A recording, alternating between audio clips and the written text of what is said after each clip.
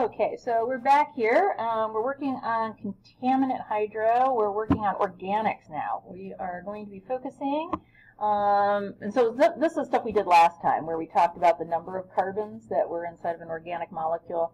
You really should memorize 1 through 10, because if you don't know these come up so often and stuff like that, that if you at least know, meth, eth, prop, bute, octane, we're going to talk about octane later on.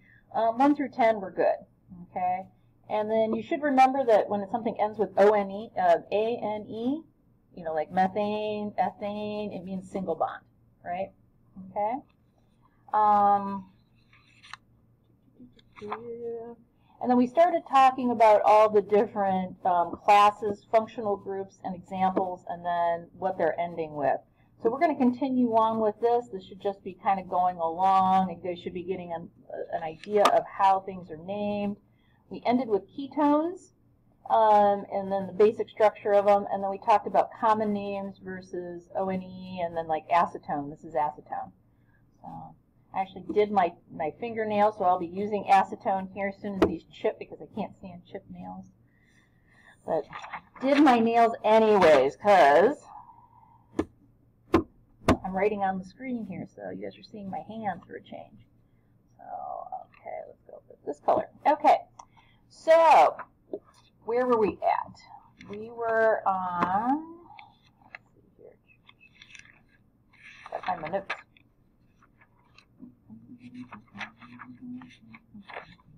And we'll get into a whole bunch of other things with them. Okay, so we were up to ketones. Next on our group was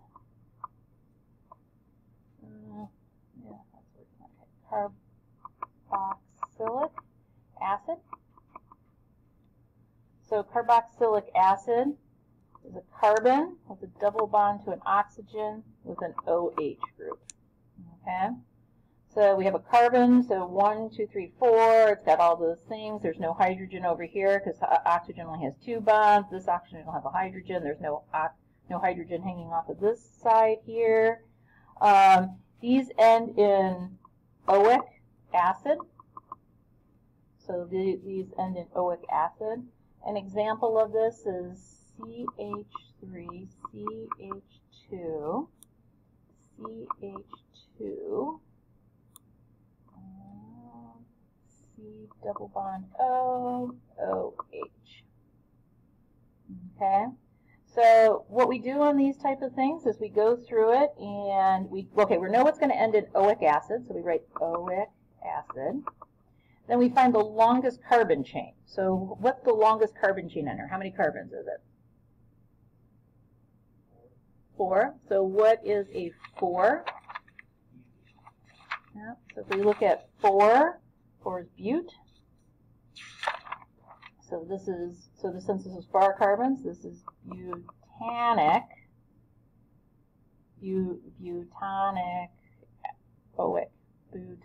acid.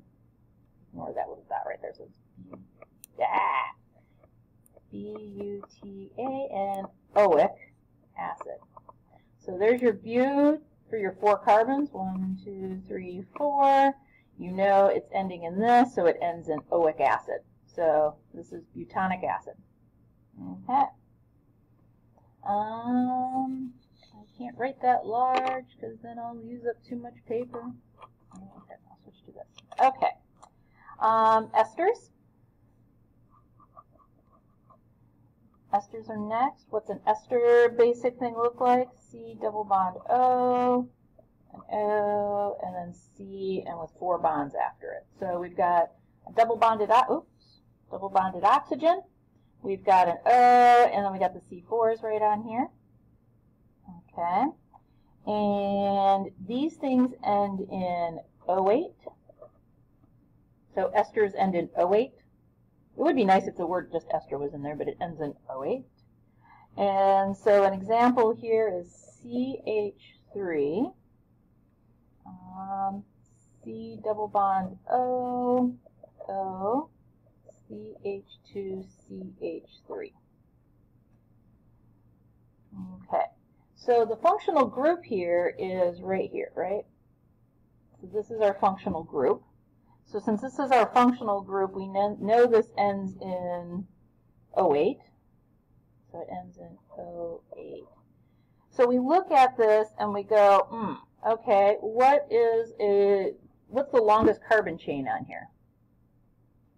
2. So there's a 1 and a 2, and there's a 1 and a 2 here, right? Okay. So we know that this is the functional group. So this right here is our NO8. But now we have these 2 carbons hanging off of our functional group. Okay? So here's our functional group, here's our 2 carbons connected to our thing.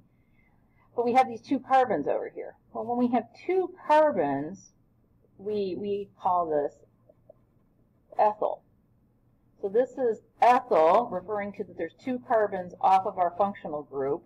And then our functional group is connected to the longest chain here, which is a 2-chain ester. So this tells me it's an ester, this tells me it's a 2-chain connected to that functional group, and then hanging off the other side, because we have this other side over in here, is a ethyl group. Okay? So this YL in here is referring to and we'll get more into this, like a functional group stuck onto something. So we may have the longest carbon chain being like 10 carbons long, and then there could be a little 3-carbon chain hanging off of it, and they'll get these LYs onto it. So a 2-carbon hanging off of that. Okay. So this is ethyl. Yeah. So when you're doing your naming convention stuff, do you identify the functional group first? Because I remember earlier you did like a di-ethyl something. But was that because there was 2? Yes. Let me. And that's why you threw in the di? Yes. Let me see where oh, here it is. This is the one you're talking about right here. Yeah. So here we went with an ether. So we know it ends in an ether because there's our ether bond into it. And then we had an ethyl group on either side of it, so we went with diethyl ether. Okay? Because we didn't. So if this had been like a 4-carbon with an ethyl over in here, then what we would have gone with, say this was, well, let's do this. Change this to 2CH2CH3. So what would we call that? Well, the longest chain is now 4. So, okay, so what's 4? We know that's bute. So we go, this is butane, it's an ether. So it's bute ether, and then it's got an ethyl group, so this is ethyl bute ether. Because it's got an ethyl group hooked onto this side, we go with the longest chain, gives us this group, because this is the main part of the carbon. This is over here is ethyl. Okay. And when you have that extra, you just tag it onto the front. Mm-hmm. And then, like you noticed, there was 2 of them, so we put di. Now, what happens if you think there's 3 of them? What do we call it? Tri. Yeah, 3 is tri. Yeah. Okay. The other thing that comes up, and you'll get this later on too, is if you have multiple of these functional groups hung onto it, like say we had an ethyl group here, and then we also had a 4-chain here and everything, they go by alphabetical order. So we'll get into that later on. We'll go into like alphabetical order and combinations of things. Okay, but good question. Yeah.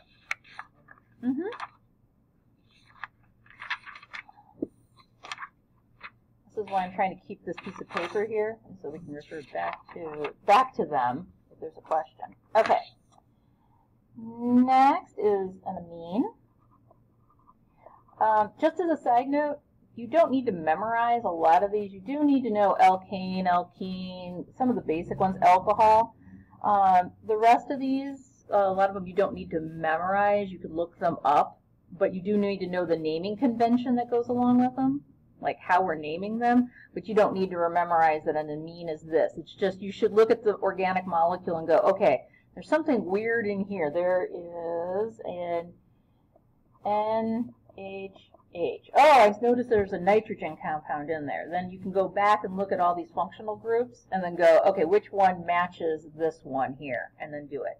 I'm not thinking you should memorize these. You should memorize these and a few other things, but I look these up, okay?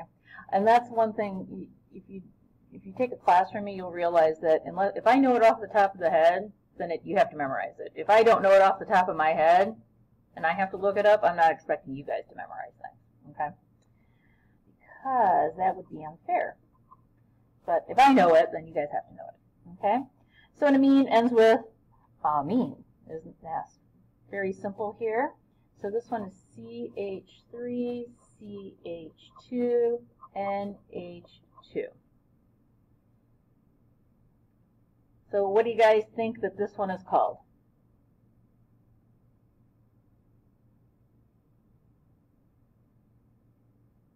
So we start with the functional group. What's this called? So this is an amine. We know that part. What's the longest carbon? So this is ethylamine. If it was 4 carbons, it would be... Because it's stuck. So I'm trying to think of a better way of doing it. Okay, so let's do... Yeah, that's why I'm like, okay, let me put a piece of different piece of paper so I can continue on with that thought there. Let me get like something like this. Okay, so the question is why is there an IL? Okay, so let's do CH3, CH2, CH2, CH2, CH2, CH3, CH3. Do that. Okay.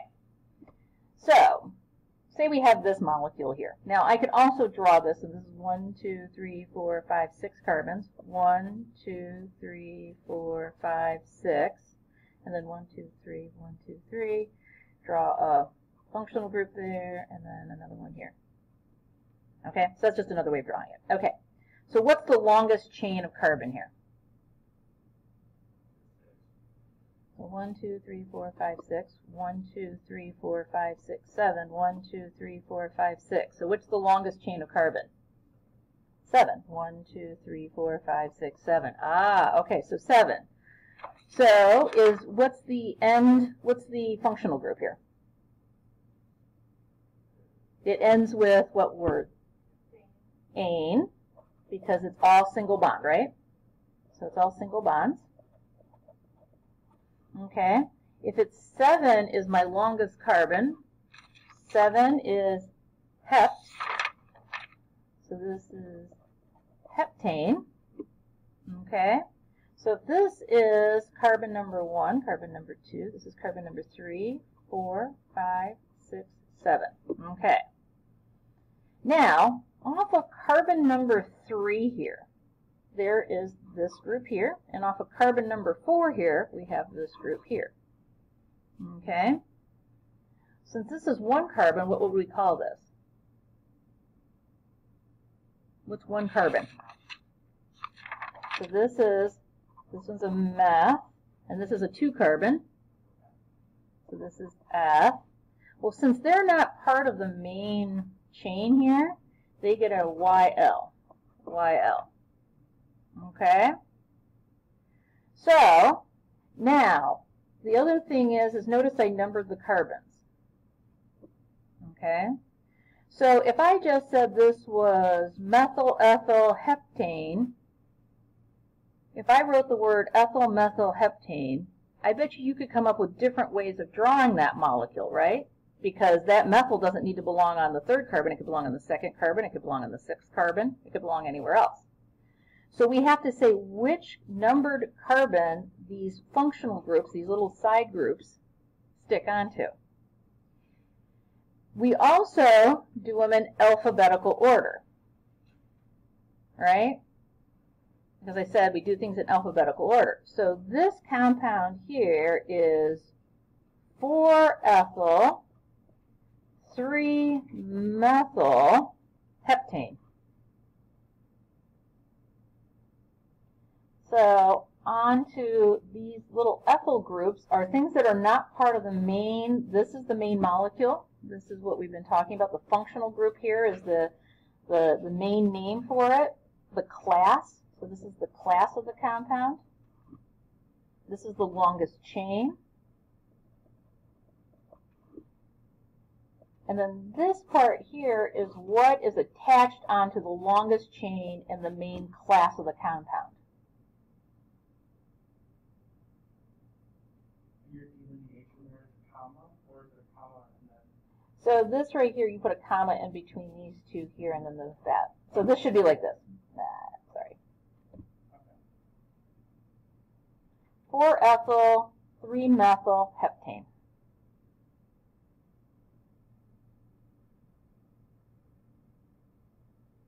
Okay, now doing that one, I'm going to draw another one here, and I'm going to give you guys a second. Let's see, how do I want to draw this one?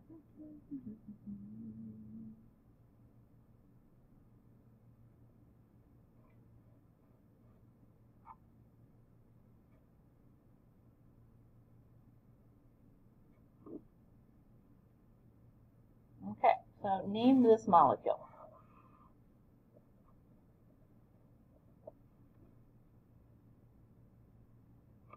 And I'm going to pause the recording so people don't just sit there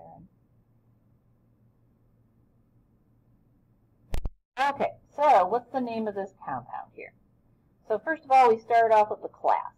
So what's the class of this compound? What would it be?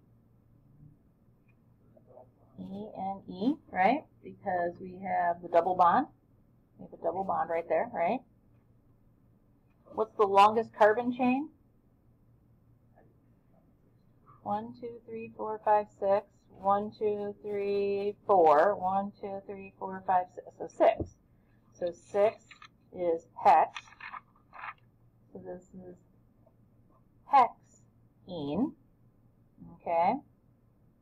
Now the thing is now we have to number the carbons. Okay. So this is where I'm going to trick you guys. You don't always number right to left.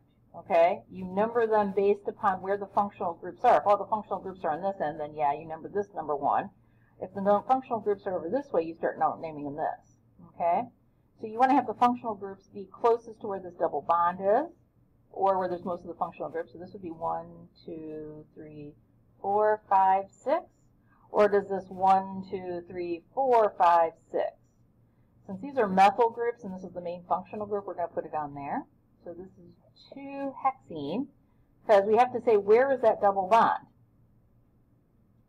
It's on the second carbon. So what are the functional groups that are stuck off of them? What are these right here called? How many methyl groups are there? So this is dimethyl. So 4, 5 dimethyl 2-hexene.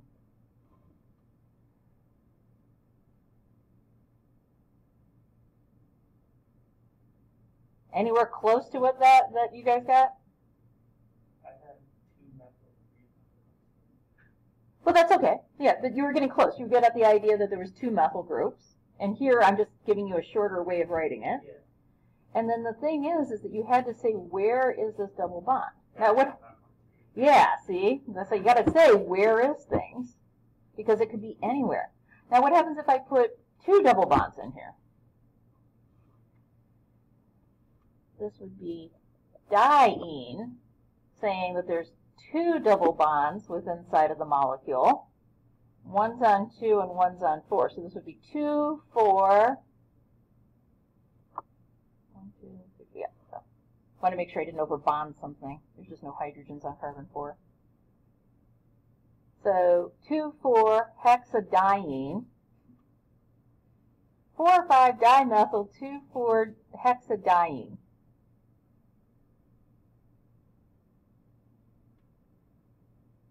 Okay. So you're kind of getting the idea. So does this answer your question about the YL?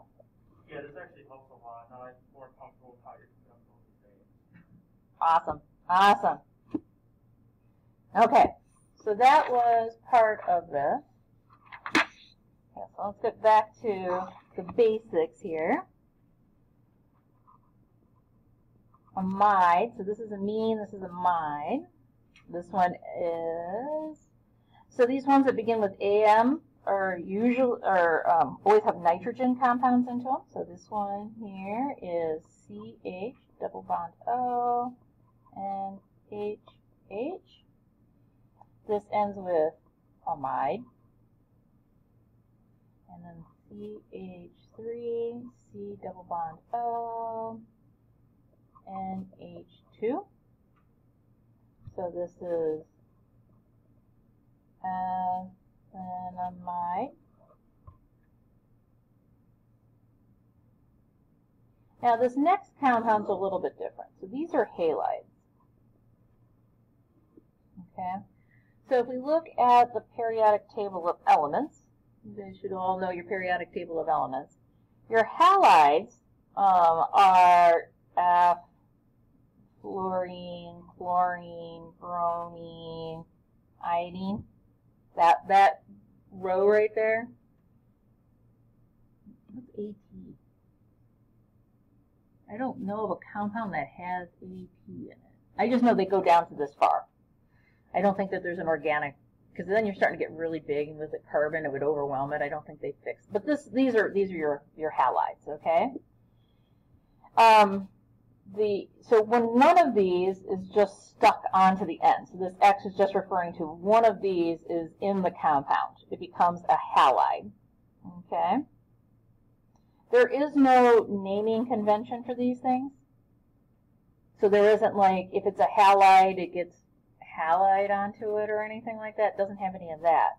But what it does is this fluorine becomes fluoro, this becomes chloro, this becomes bromo, and this becomes iodo. So you get these words inside of it.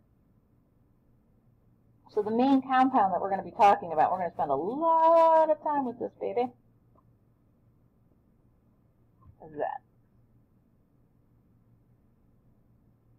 Okay, so we go back to our naming conventions here. What is the class of this compound? What's that last word?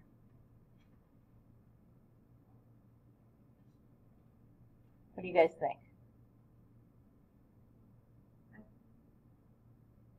What was that there, Alyssa? Ene, right? Ene. Because it's a double bonded carbon, right? How many carbons are there? Longest carbon chain? 2. So this is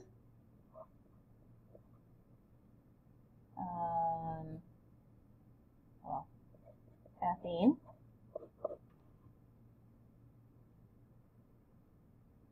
So ethene can also be written, because there's different ways of writing these things, because that's what makes organic chemistry so much fun. This could also be written as ethylene. Both of them are correct. Okay? So you can write this as ethylene or ethene. What would this compound look like? It would just look like this. Okay? So what goes on to this first part here? We have chloro groups, right? So there's chloro. How many chloro groups are there? So what word would we put before this? There's 3. Doesn't matter, because no matter how I draw this, this is the way it is. So I don't have to put any numbers, because no matter where there's no other way for me to draw this. Even if I flip this over, this is exactly the same thing as this. Right? These are 2 identical compounds. It doesn't matter. So I don't have to identify where the carbons are. I don't have to say one, because no matter how I draw this, it's exactly the same. So it's trichloroethylene. TCE. Where have you guys seen TCE before? What? Right, well, yeah, it is everywhere. It is the second most common contaminant in the United States. So there's a lot of lust sites, so there's a lot of lust. What's lust? Leaking underground storage tanks. So this is the lust sites. There's a lot of TCE at lust sites. So your homework assignment was on TCE. You guys remember TCE? Where else, we were talking about at the beginning of class, where else are we going to be reading about TCE?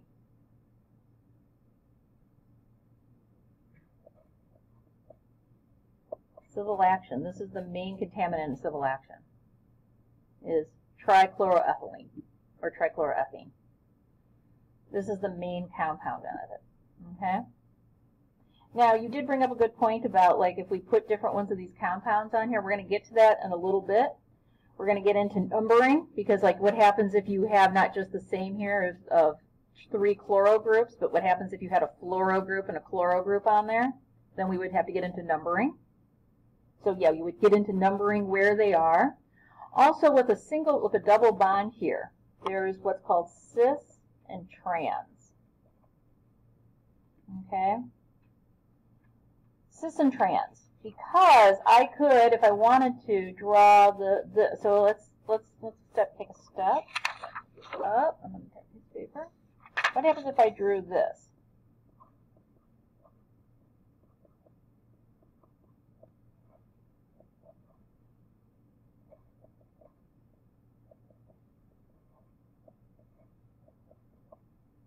Are these two compounds exactly the same thing?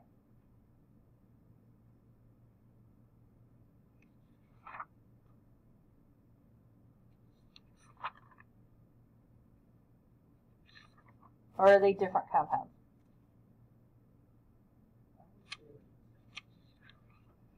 Or does it matter that both the hydrogens are on the same side? Ah, yes. So when we have a double bond versus a single bond in here, okay? If we have a double bond, if we have a single bond, carbon single bonded, now this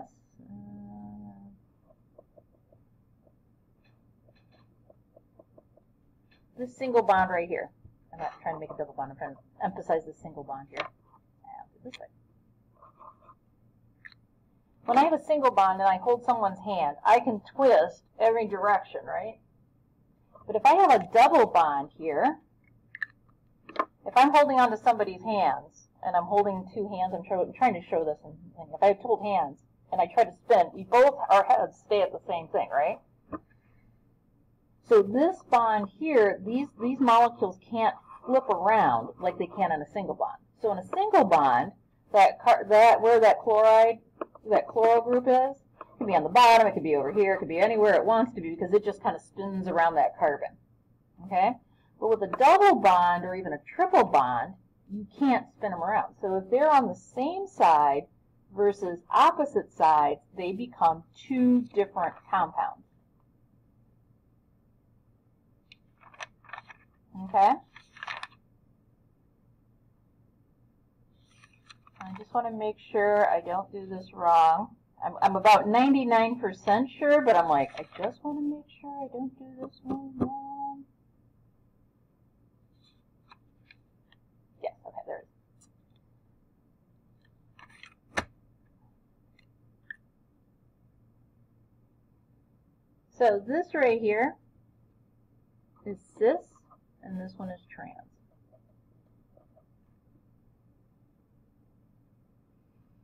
Okay, so let's go back to our naming conventions here. What's the class of these compounds?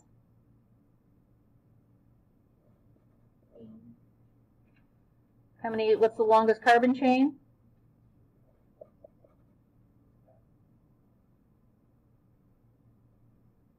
What's the functional groups that are stuck onto them?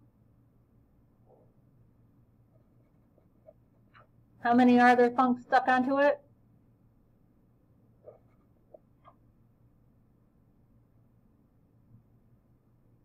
Because both of these are, like, now, can I put 1, 2? What about this compound?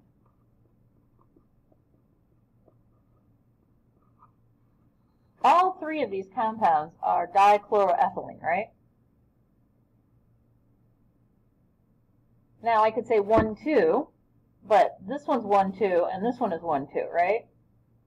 Because they both have a chloro group on 1 and 2. So here's 1, 2, 1, 2, 1, 2, 1, 2. Here's 1, 2. So if I said 1, 2 dichloroethylene, it could be either one of these two compounds. But I just said, because this has got this double bond here, it can't flip between them, right? So this right here becomes cis dichloroethylene. And this one here becomes trans dichloroethylene. But we really don't write that. What we do is we write cis DCE, or we abbreviate it, and this one becomes abbreviated T.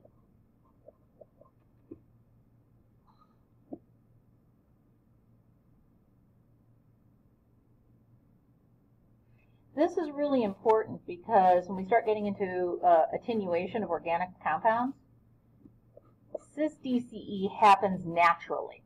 This is what microorganisms under anaerobic conditions, so under anaerobic conditions without oxygen, trichloroethylene, which is our main contaminant that's found out because this was used a lot as a degreaser. It's a glorious degreaser. You can take electronics, dip it in there, it removes all the grease because like attracts like. It's a great thing. It's like, it was an amazing invention. And it has a less viscosity than water. So you dip something into it, you pull it out, and it just drains right off of it. It's also a volatile organic compound, or a VOC. So you would dump it on the ground, and in a short period of time, it would be gone. So it was a miracle compound. But when this gets spilled into the ground, microorganisms will convert this tri, so with the 3 carbons here, will transform it into cis dichloroethylene. We'll change it into this compound. So it'll remove one of that chloro group.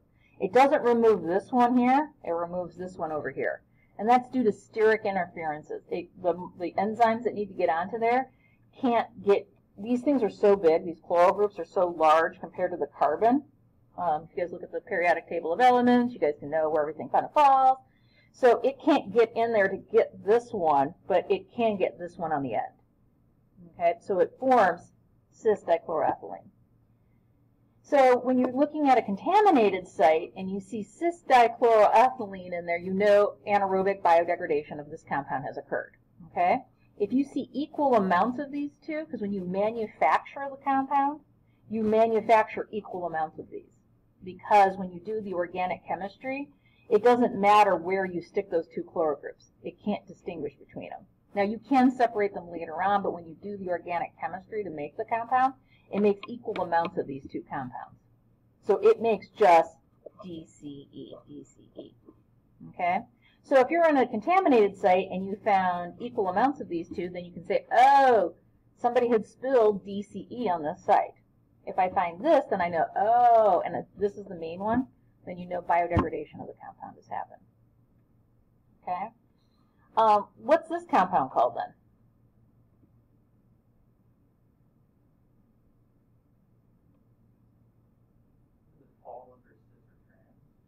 No, because they're both on the same carbon molecule. They can't flip around. Yeah. So they're not under the cis or trans naming on this. And they're both on the first carbon, so this is 1,1-dichloroethylene. But usually we skip the 1,1, so we just call this one DCE, dichloroethylene. So if you don't have the S or the T in front of it, you assume it's this compound. It has to have the C or the T, so it's one of these two compounds, because usually we don't write the 1,1. Now you can, but in the conventions of like out in contaminated sites, they're just going to call this one DCE. Yeah. Just for my sake, kind of remember this later. Mm-hmm. So with the cis, it's always going to be the 2 hydrogens on one side and the yes. halide on the other side. Or... Okay, cool. It doesn't matter like which side it's on or anything. Okay. Now, if they're on the same side of the carbon, yeah, then it's a cis. Mm-hmm. If they're trans, they're on opposite sides of the carbon. Okay, that's easy. I was just thinking that I have to listen into a vapor intrusion call where they were talking about TCE. They were talking about doing bioremediation, and there's a little organism called DHC that they use to like eat it. But if there's arsenic involved, then they have to bring in more organisms to like eat the arsenic. So that's why I think it's the TCE. It was kind of fun to listen to. Yeah, because that's where this comes into play, is like if we just have TCE by itself with no other compounds around, well, then this is what's generally going to happen. But if we don't have any other organic carbon located in there, it won't degrade it because it still needs food. Because microorganisms need carbon. Microorganisms are like us. We need carbon for food. We eat carbon for food. So do microorganisms. So they don't really get energy from this. And we're going to get into this in a lot. But in order for this to happen, you have to have some organic carbon in the system. And then you can't have something that's going to poison all the bacteria, which is the arsenic. You know? So when we have co-contaminants, then we really start to mess up things. And that's pretty normal. Yes. It's very hard to find a site which just has one chemical in it. Okay. So generally, what this is, now I'm going to throw something else weird at you, because this is what happens when you have organic chemistry and you've got this lovely. So again, this stuff gets really complicated because of this idea that we have common names, and then this is the official name, but this is what we call it. So what would you guys call this compound?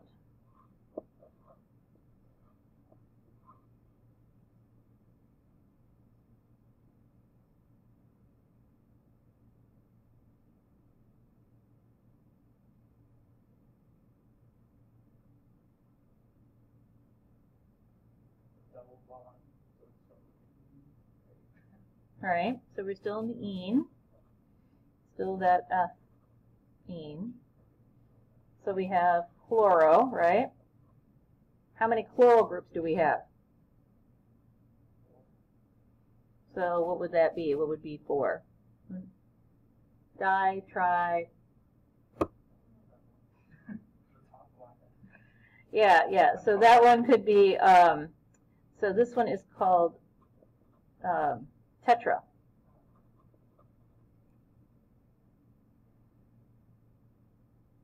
If it had 5, you can't put 5 on one of these, but if you had 5, it would be penta.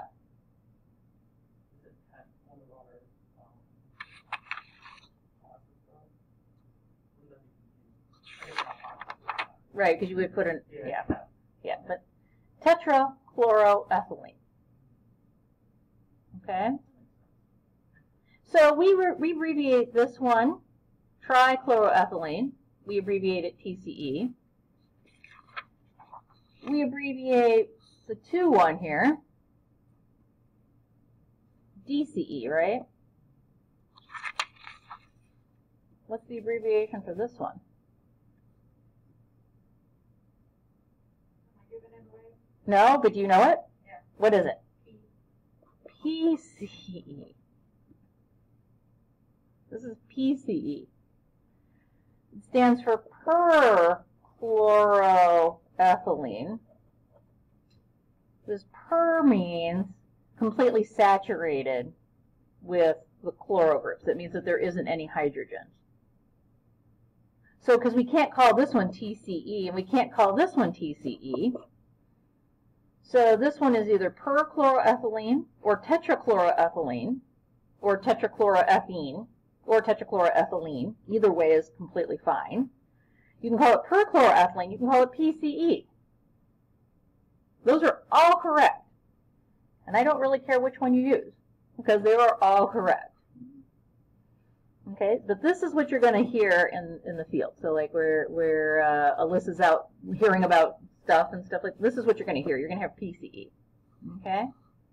So when we biodegrade, we go from PCE, transforms into TCE, which forms into DCE, which then forms into, what do you guys think happens after? So well, this one's got how many chloro groups? This one has. This one has.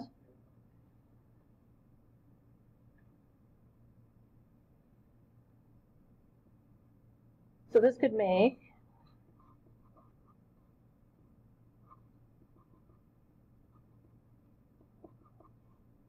so what's this compound called?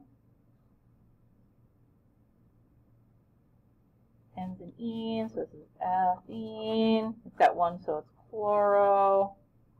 chloroethene. We don't use that because, that would make sense, right? Chloroethene. It is correct. You can say chloroethylene. Instead, this is vinyl chloride, or becomes vinyl chloride. This right here is vinyl chloride.